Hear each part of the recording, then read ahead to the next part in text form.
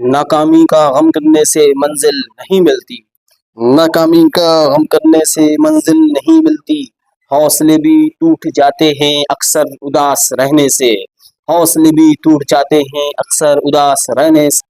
खोलना का जो है हिंदी क्या होगा? खोलना का हिंदी आपको खोलना होगा, इसका इंग्लिश ओपन होगा।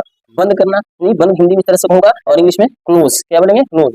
धोना, धोना का जो है हिंदी इस तरह से धोना होगा, धोना होगा और इसको इंग्लिश में वॉश कहते हैं। ठीक। और नहाना, नहाना का हिंदी इस तरह से नहाना होगा और इसको इंग्लिश में बाथ कहते हैं। क्या कहते हैं? बाथ।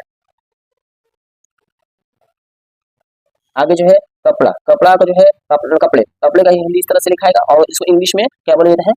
क्लोथ्स बोलते हैं। ठीक है ना? अच्छा, कपड़ा जो है, कपड़ा जो है ये क्या, कपड़ा जो है आपका जो है ये वाहिद होगा और कपड़े जो है ये प्लुरल हो जाएगा। ठीक है ना? उसी तरह से उसी हिसाब से यहाँ पर लिखाना है कि कपड़े का जो है ये कपड़ा जो है प्लुरल हो गया। ठीक है ना? ये जमा में आ जाता है कपड़े, कपड़े हिंदी में इस तरह से कपड़े लिखाएगा और इसको इंग्लिश में जो है क्लोथ्स यानी ES लगा करके जो हम क्लोथ्स कह देते हैं।